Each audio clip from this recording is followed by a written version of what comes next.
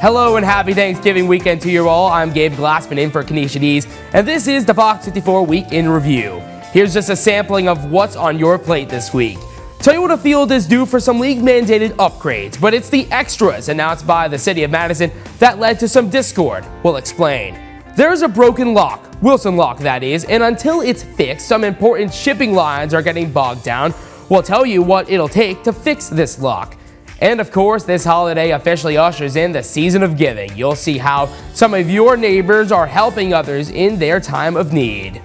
Our top story this week takes place in the community of Belle Mina, and a long legal fight against a company wanting to operate a quarry ended in favor of the quarry developers. But those against the quarry are taking an interesting tactic to continue that fight.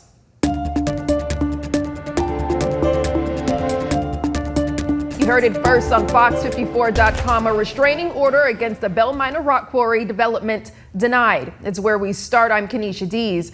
Residents have been fighting the development of a rock quarry in the Belle Mina community for years now. Their latest attempt at blocking the quarry has failed, but all may not be lost. A judge ruled this afternoon not to grant a permanent injunction on the quarry. The circuit judge determined the Tennessee Valley Research and Extension Center is not a public school, and the Toyota Mazda manufacturing facility is not part of the TVA mega site, which was the foundation of the plaintiff's argument. This means the temporary restraining order is vacated and the motion for a preliminary injunction is denied. A win for Grayson Carter and Sons, but the Belle Mina community is not stopping there.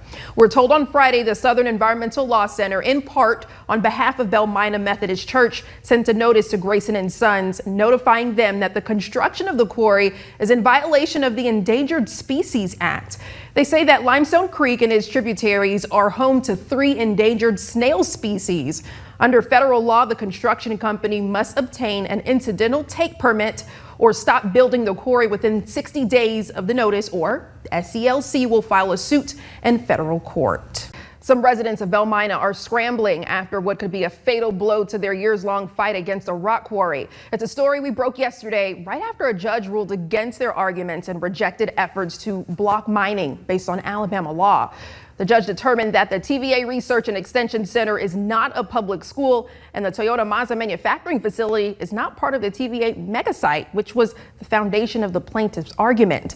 That means the law blocking a quarry doesn't apply, but we also learned another law could help protect their way of life and a small species. Arkin McCoy explains where they go from here. The sign behind me paints a perfect picture of how the Belle Mina community is not allowing a disappointing verdict to keep them down, and they are now shifting their focus to their next plan in hopes of a more favorable outcome. It certainly stung that the judge didn't see it in our favor. The pang of disappointment is the wound the Belle Mina community is working to heal after Monday's ruling. It seems like our morale is low right now, and I think it is, and so it's important to get the word out that this isn't the end of the fight by any means. The Southern Environmental Law Center is stepping in to help the churches, the Alabama River Alliance, and the snails. There's a snail. There are actually 3 endangered snails in the Limestone Creek where the quarry is operating, or hopes to operate, I should say.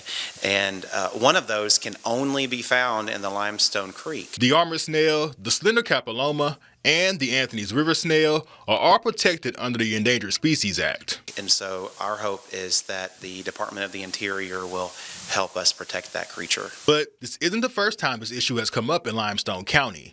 Back in 2016, the replacement of Old Highway 20 Bridge was delayed after it was discovered it was home to these species and raised the construction price of the project.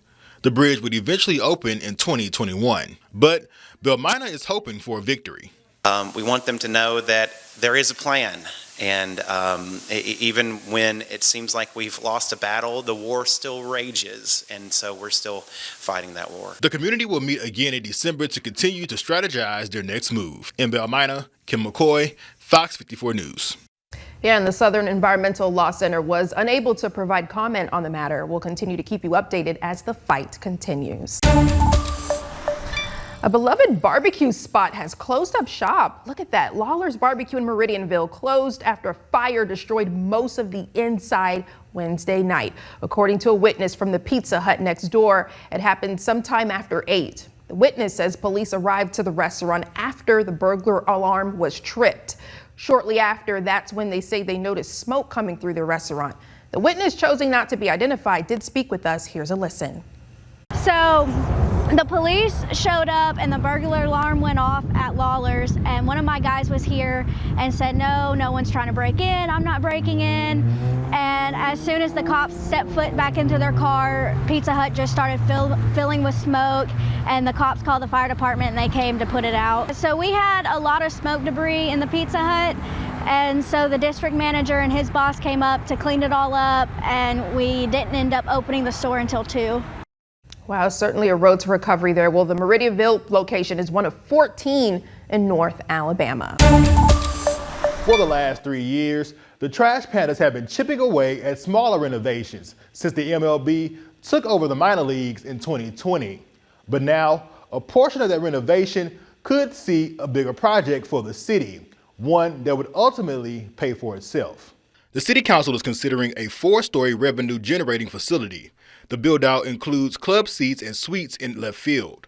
Those would help pay for the required renovations by opening up a new stream of revenue covering the cost of both projects. The estimated price would run $22.5 million, but this project is only in addition to what's required. According to Trash Panda leadership, a few standards need to be met in order to come under compliance, which includes adding adequate facilities for female staff, bringing visitors' facilities up to league standards, including adding additional space and improved lockers, and also providing better training facilities. I think we're allocating way too much just to Trash Pandas. Like, we need to split that up some. Toyota Field, home of the Rocket City Trash Pandas, are on deadline for mandatory and some not so mandatory improvements. Major League Baseball guidelines require the team to upgrade clubhouse spaces and training facilities while also creating a space for female locker rooms. These costs alone add up to $7 million.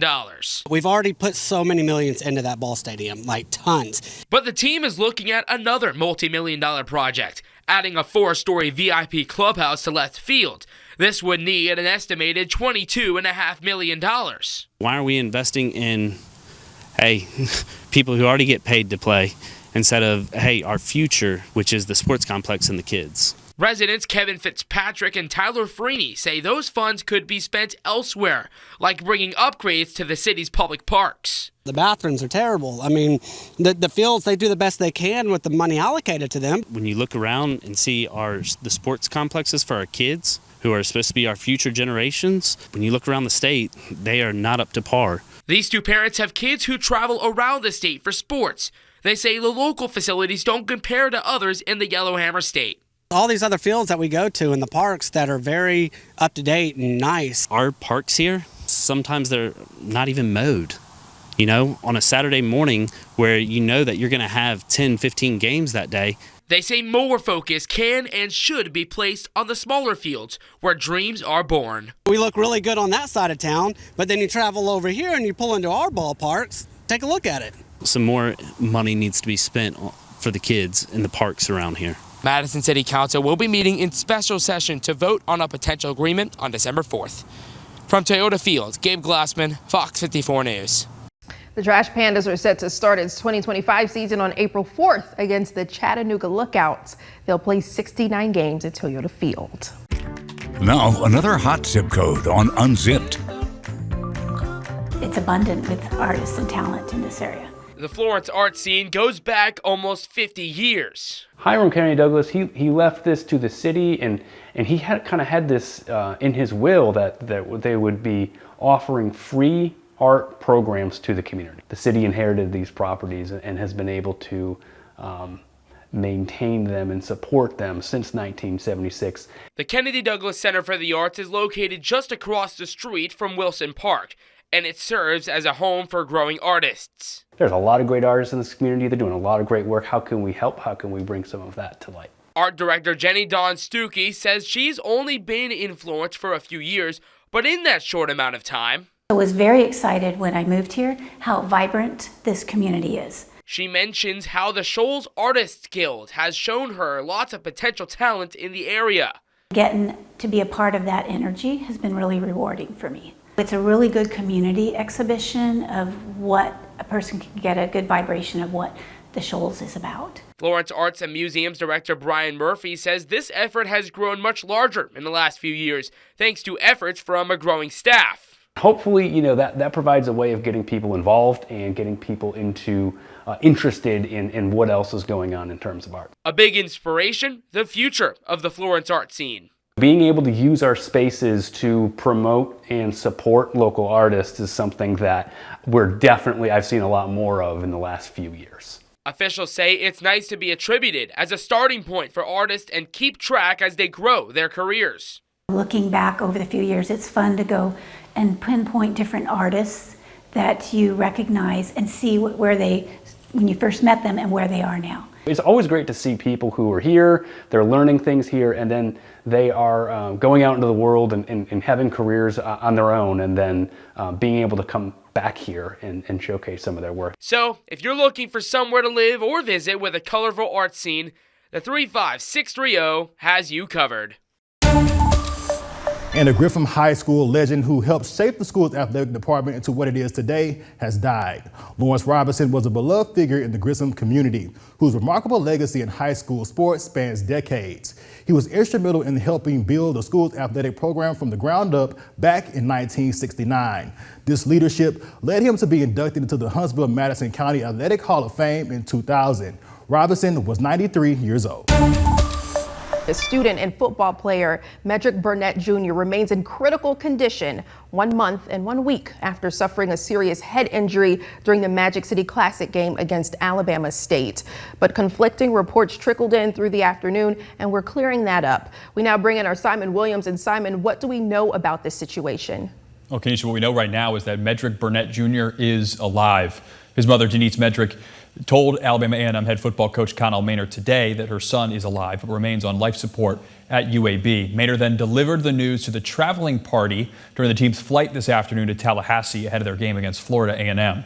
This is an update that corrects the school's statement from this morning that said Medrick Jr. had died. The school tells me that they were told by Medrick's father, Medrick Sr., that Jr. passed away last night. Medrick Burnett Jr. has been in intensive care at UAB since the injury on October 26th, which came a day before his 20th birthday. Burnett is a backup linebacker for the Bulldogs and played in 7 games this season, his first on the Hill after transferring from Grambling State.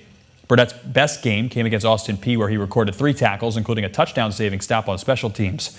Burnett is from the Los Angeles suburb of Lakewood, and in the immediate aftermath of his injury, his family started a GoFundMe, which at the time raised over $34,000 towards a $100,000 goal of supporting medical and travel expenses for his family.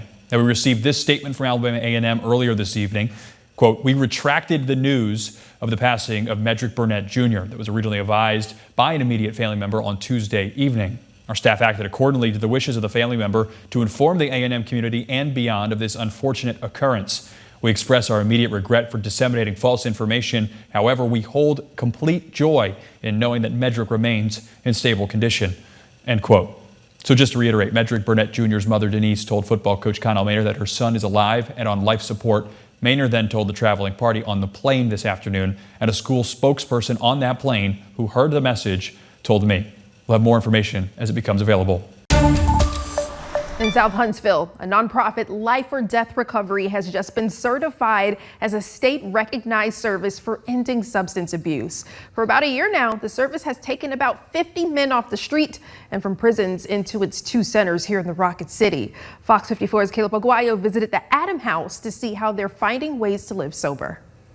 The Adam House over on Hickory Hill Lane is a recovery center, and organized by the Life or Death Recovery Services, this home provides up to a year of sober living for almost 30 men in the community. It's one of 2 locations for the organization here in Madison County. They bring in former prisoners and those struggling to make ends meet and give them structure and a place to stay while they work towards sobriety. That's a focal point for the programming that they do, is to help people to work on their recovery from substance use disorder. That's why the Alabama Alliance for Recovery Services chose to certify Life or Death as the first state-recognized men's recovery center in Madison County. It makes a big difference having a certified program, because this means that this program is meeting or exceeding national standards that they are really providing the help and support that men in recovery from substance use disorder need to be able to change their lives. Connection and accountability in maintaining that connection to a recovery community. That's what Life or Death is providing to its residents so they can get sober. AARR says the center meets national standards in the areas of caring for health, providing safe housing, activities for residents, and bringing them together into a community.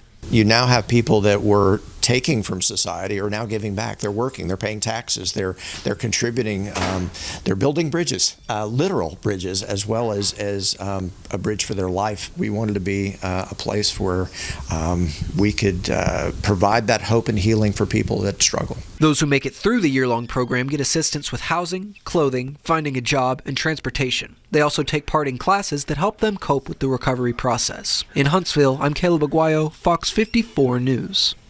With this statewide recognition, Life or Death Recovery plans to open new locations in a wider area, but it's a nonprofit organization, so they are looking for donations ahead of the holidays. If you're in the spirit of giving, head over to our website to find out how you can contribute. And Redstone Arsenal was host today for Big Al and Obby. It was for Redstone Spirit Day. The University of Alabama and Auburn mascots made stops all around the base, checking out places such as Gate 9, Redstone HQ, and the Food Truck Corral. It's the build-up to the Iron Bowl. We'll see the Crimson Tide pitted against the Tigers in Tuscaloosa this Saturday. While the duo may seem like they're getting along now, we spoke to Colonel Brian Cozine about Big Al and Obby's thoughts about each other ahead of the big game.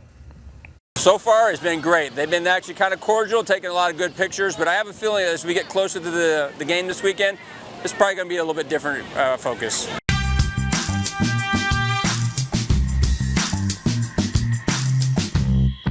Living with a disability can come with many challenges. Finding adequate employment tops the list, but the Albertville school system is up for the challenge, providing their students the opportunity to hone the skills necessary to succeed. In this episode of Food for Thought, our Ken McCoy takes us to a cafe where the food is exceptional. There it is. Here you go, Griselda. This one's ready to bag up. It's the greatest thing ever. This is my third year to be here at the cafe. It provides them a wonderful opportunity to get ready for life after high school. That one right here on top.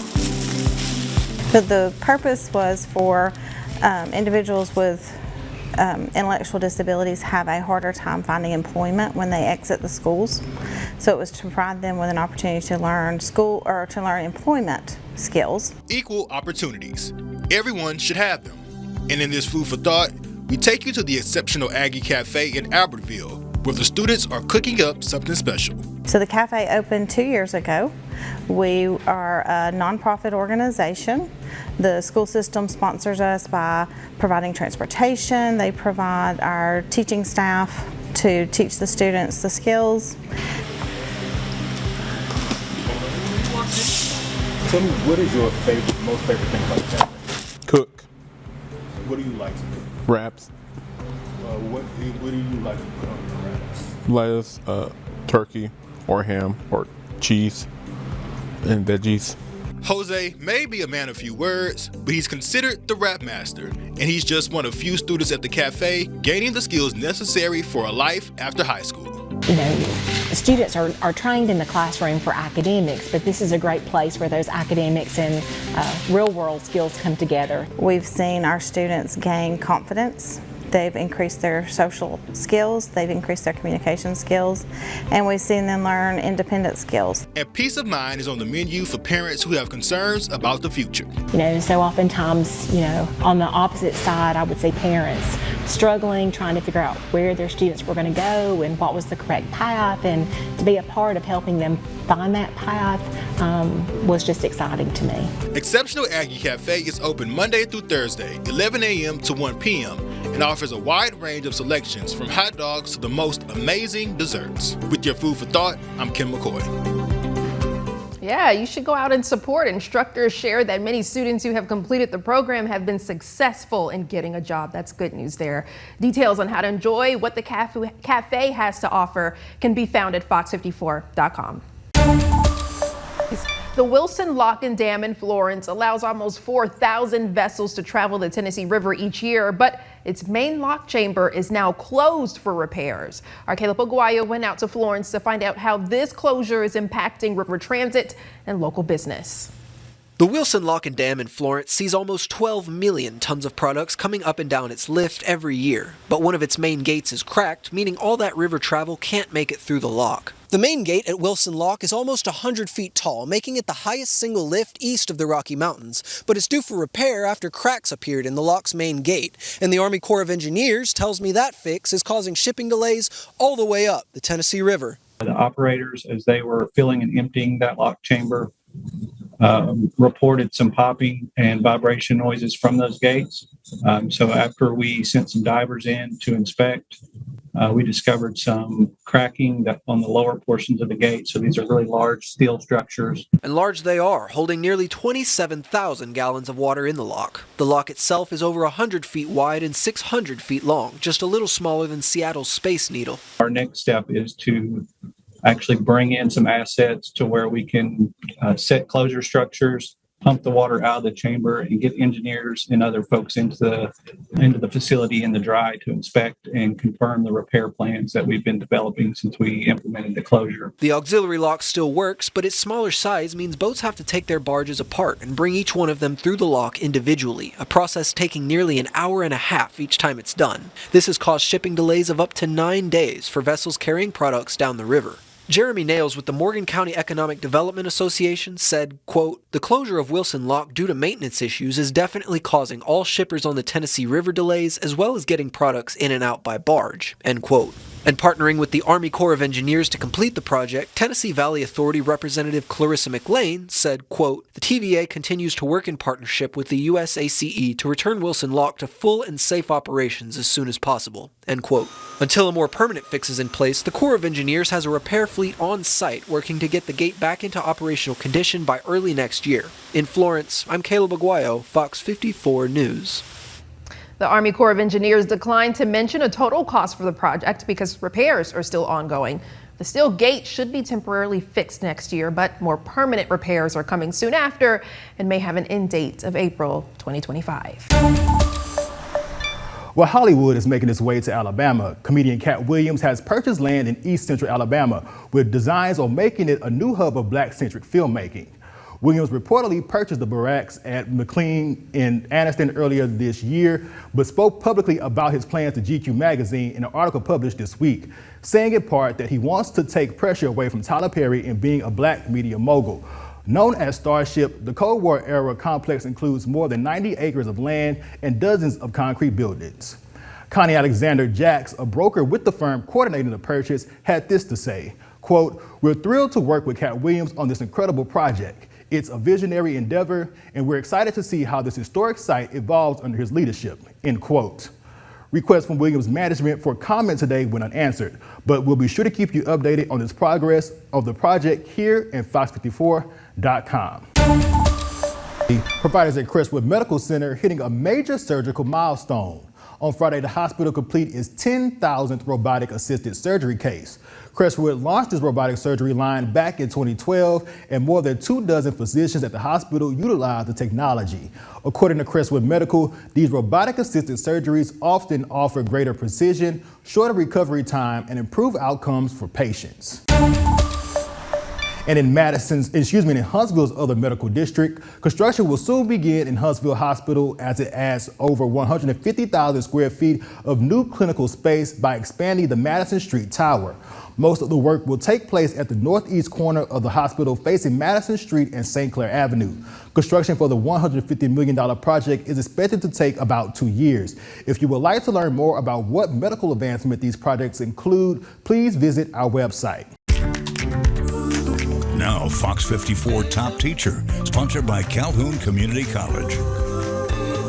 I'm excited to introduce this Madison County teacher. Those who know her believe she's a champion for her students every time she walks into her classroom. And she herself says she shows up every day for her kids. Meet this week's top teacher, Destiny Ferguson from New Market School.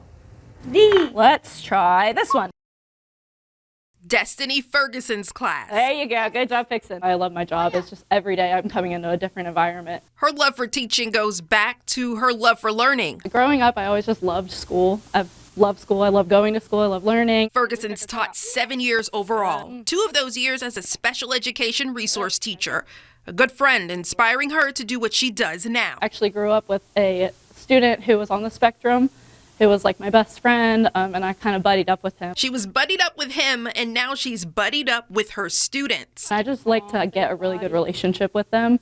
We have little surprises for them. They have reinforcements that they get to earn, and just every day just showing up and making sure that they feel loved and safe, and just ready to learn. And for Ferguson, every day she feels she and her students are winning the day. The big thing about special education that I love is, in the general education classroom, you're celebrating wins every single day, but in the special education classroom, you're celebrating small wins every day. Ferguson says her students feel it too. I love seeing the excitement of kids, and I love being able to celebrate those big wins or small wins. Assistant Principal Jacob Guerin says Ferguson fosters an environment where her students can feel like winners. Yeah, Ms. Ferguson does a fantastic job working with our students. She, makes them feel safe, accepted. She does a good job in working on a lot of, skills that we need to be successful here. We like to have fun too, so every day it's just something different, and that's kind of why I love my job.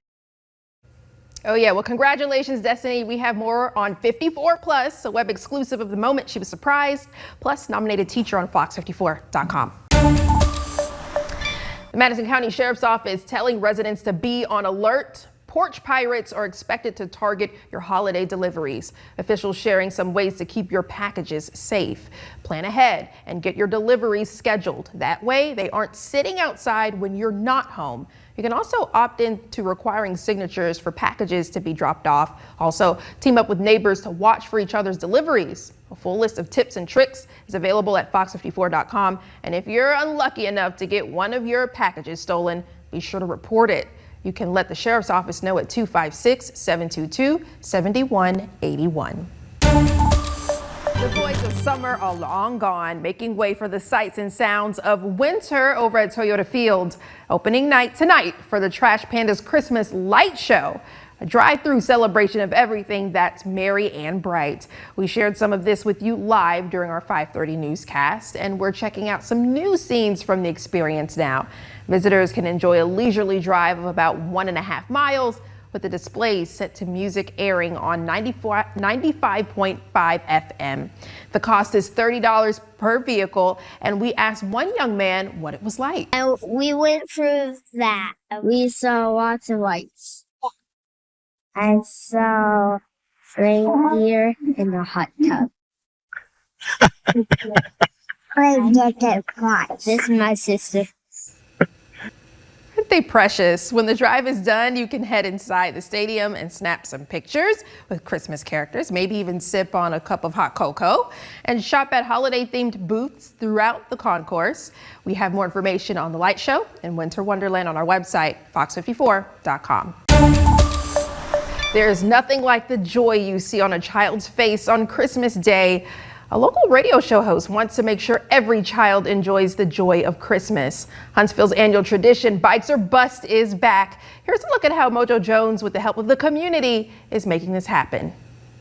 Right off Memorial Parkway, Mojo Jones, the host of the Mojo Radio Show on WZYP, has been doing this for 22 years now. He's high up to help collect bikes for kids this Christmas, even if the weather isn't great. You know, we have our challenges every year, weather-wise. Of course, tonight it's supposed to be freezing. We're going to freeze over a little bit. We prepare for it the best that we can, but there's no coming down, so you got to deal with it no matter what it is. For the charity Kids to Love, seeing the number of bikes that will go to foster kids this season is something special. This organization will receive the bikes and distribute them to children. You have these kids coming into care that's been taken from their homes, just to have them have a normal Christmas, and what kid does not want a brand new bike under the Christmas tree? If you want to donate a new bike, it doesn't matter if it's in a box or not, because the Alabama Army National Guard is on site to help put it together. They can bring it on by. We have soldiers prepared to sit here. We have our own little Santa's workshop set up, so you have soldiers be able to build their bikes, set it out. And you can even help break the goal that's set for this year. Last year, we were able to help over 850 of those kids. This year, we want to do 1,000. Soon to be a lot of happy faces on kids across the Tennessee Valley this holiday season, all because of this. Take a look. That's an incredible sight over at the Ashley Home Goods Store on Memorial Parkway tonight, where Mojo and the gang from 104.3 WZYP wrapped up their annual Bikes or Bust campaign in style. Lots of helpers you see there to put the two-wheelers together. And how about this? A last-minute donation for $1,200 drove this year's effort across the finish line, topping the goal of 1,000 bicycles.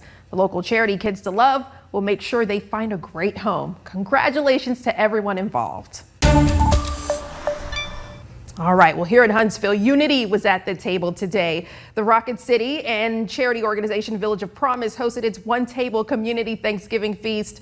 Big Spring Park became the site of a large Thanksgiving meal, One Table Huntsville, welcoming anyone to come and enjoy a free meal. City officials and volunteers coming together to help serve. We did speak with the CEO of Village of Promise to learn what it means for a community to break bread together. It's an opportunity for us to bring all facets of the community together, and it's a Thanksgiving feast for everyone. And I love the fact that it is really not exclusive to one group over another. Nothing like coming together. Well, the event was expected to serve more than 2,000 people. As families decorate their homes this holiday season, one question stands out: real or artificial Christmas tree? Each comes with its own environmental impact. Let's start with real trees. Real Christmas trees are nature's carbon absorbers. According to the National Christmas Tree Association, 25 to 30 million Christmas trees are sold in the U.S. each year. For every tree harvested, 3 more are planted in the spring. When recycled, turned into mulch or compost, they can be a zero-waste solution. However, if real trees end up in landfills, they decompose and release methane, a potent greenhouse gas. Transport emissions from shipping trees over long distances can also add to their carbon footprint. On the other hand, artificial trees made from PVC and metal are built to last for years, but their production and transportation come with high environmental costs. According to the Carbon Trust, artificial trees have a large carbon footprint due to energy-intensive manufacturing processes. To offset this, you need to use the same tree for at least 10 years. If you're ready to replace your artificial tree, consider donating it to a local charity or secondhand store. Some recycling programs may also accept the metal components, helping to reduce waste into landfills. So what's the verdict? The choice between a real or fake Christmas tree depends on how you use and dispose of it. If you keep your artificial tree for more than 10 years, it may be an environmentally conscious option. However, for most people, the Carbon Trust recommends a real tree, especially if it's sourced locally and recycled after use.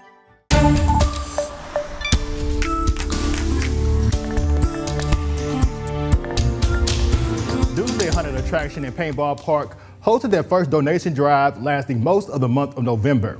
They'll be hand delivering the donations in the area affected by Hurricanes Helene and Milton. FOX54's Caleb Aguayo went out to the Doomsday Attraction in Athens to find out how much they collected for hurricane relief. Doomsday does a haunted attraction for Halloween, but for the rest of the year they do paintball and airsoft. And since October, they've collected a pallet crate of donations for hurricane disaster relief in Tennessee and North Carolina. We've been basically preparing a huge care package to bring out there.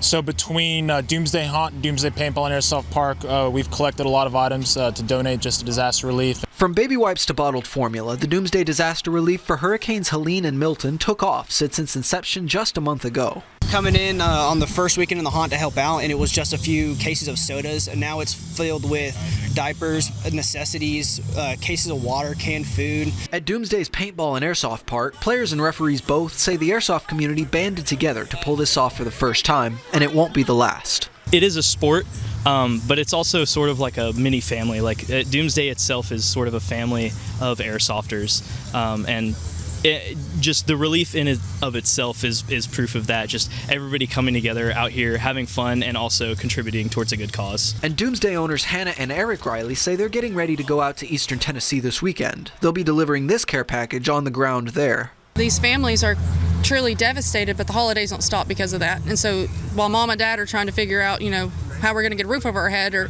we've lost everything, in the back of the kids' mind, they know Christmas is coming up. If I had my way, I would form a literal army. And I don't think we'd have to look too far to find one that'd be willing to go up. Doomsday might just have the army, but they also have a heart to help. In Athens, Caleb Aguayo, Fox 54 News.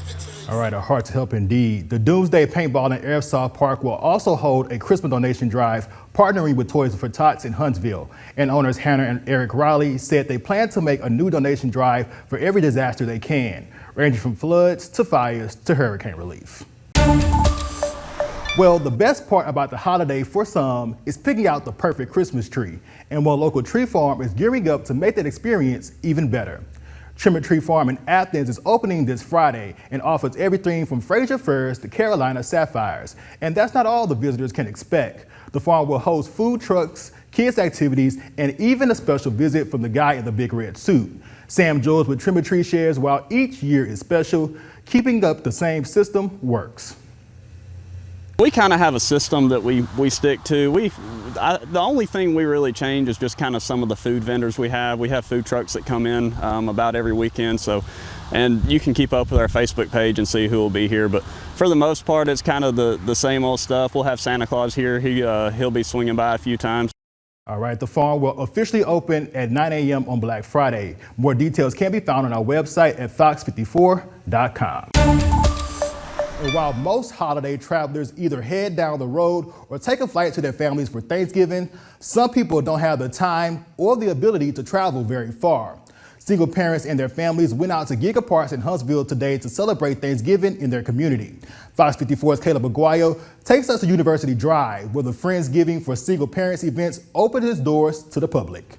Oftentimes, single parents work hard and have to sacrifice for providing essentials for their kids. Being a parent is hard enough, but a single parent? Single parents don't ask for help because they don't want to be a burden, so they just want to take care of their child and make sure their child is good. That's why Tickled Taste Buds and Huntsville Community Resources partnered up to host a Thanksgiving meal for them, all designed at taking their mind off the holiday stress. More than a dozen companies and community resource groups organized the Friendsgiving for single parents in the Giga Parks event space just behind me, and single parents attending the event tell me a tribe like this helps them during the holiday season. When I was younger, I didn't have a community. I didn't have a community that I could just go to and ask without feeling ashamed that I was a single parent, especially being young. So I think it provides community and access to resources. Latoya Whitfield was a single mother for 8 years before founding the Huntsville, Alabama Community Resources page to help those parents in her shoes. I don't have family around that's blood, and so to be able to have this amazing food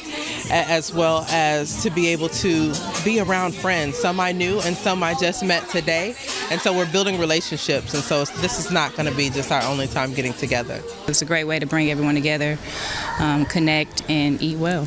Even in the face of stress and uncertainty, we can always be thankful for the little moments and the new friends made along the way. In Huntsville, Caleb Aguayo, Fox 54 News. Stealing valuables from cars is one of the most common crimes committed in the United States. That's why Huntsville Police Department have launched their Lock, Secure, and Protect initiative, focused on preventing weapons and other property from being taken from unsecured cars. According to HPD Chief Kirk Giles, the department has seen 157 firearms stolen from vehicles this year, which makes up nearly 22% of the vehicles' total burglary in the city. And since the start of 2023, HPD says more than 1,600 cars have been broken into. Now, according to HPD Sergeant Chris Jackson, many of the car break-ins they have seen in the city have been considered, quote, crimes of opportunity, meaning the cars are typically unlocked and unsecured. To help make locking up a habit, HPD suggests tips such as setting a reminder on your phone, enabling auto-lock features, placing a sticker or small objects that are visible in your car, or just making an effort just to check the door handle to make sure the car is locked. You don't usually see a skating rink outdoors in Alabama, but skating in the park is back for its 12th season. Our Gabe Glassman laced up his skates and got to check it out for opening night.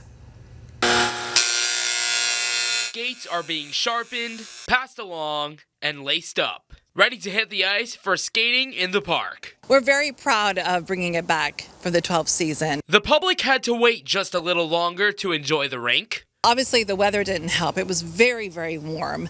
But as we were assembling the rink, we came across a piece of equipment that had a malfunction. So that delayed the opening. Had to order it and got that in. But the good news is we are set up and ready to go and opening today. The event is open to people of all ages and all skill levels. The first year we were here, I tried it and I fell and then I didn't want to do it. But now I'm trying to and it's actually pretty fun. My dad got me into it and I just loved it ever since I started. Bandon Yandell plays travel hockey, but always loves having the chance to lace up the skates on an outdoor rink. I've never really missed it ever since I started skating, so it just gets me more and more excited every year when it comes back. Is it memories all about the season, making memories with your family and friends? And while we may not always get these cool conditions in North Alabama, it's nice to take advantage of opportunities that aren't usually at our fingertips. I like this kind of weather and it's pretty fun. I mean, it makes me feel happy, I guess. I don't think a lot of kids could get this opportunity, so it's fun for me to do it. Officials are also excited to be able to put on the seasonal event, which has people coming back every year. When you see it come into fruition, that is just the absolute best. Skating in the park has been a tradition for Huntsville, Alabama, and people keep coming back year after year with thousands of people that attend Skating in the Park. And in case you wanted to check out Skating in the Park, it's open until January 5th. From Big Spring Park, Gabe Glassman, FOX 54 News. Definitely looks like a lot of fun. If you want to check it out, tickets are $15 for people 10 and up. Anyone 9 and under is $10 each. They have special pricing options too. To learn more, just visit FOX54.com. Skating in the Park was a blast this year. I'm definitely looking to go back before they close up for this season. That'll do it for this week's Week in Review. Remember, there's more to 54 with the Fox 54 Plus app. Extended interviews, fresh local content, and original programs just like this one. Fox 54 Plus is free and available on Roku, Fire TV, and Apple TV devices. For Kenesha Dees and the entire Fox 54 News team, I'm Gabe Glassman.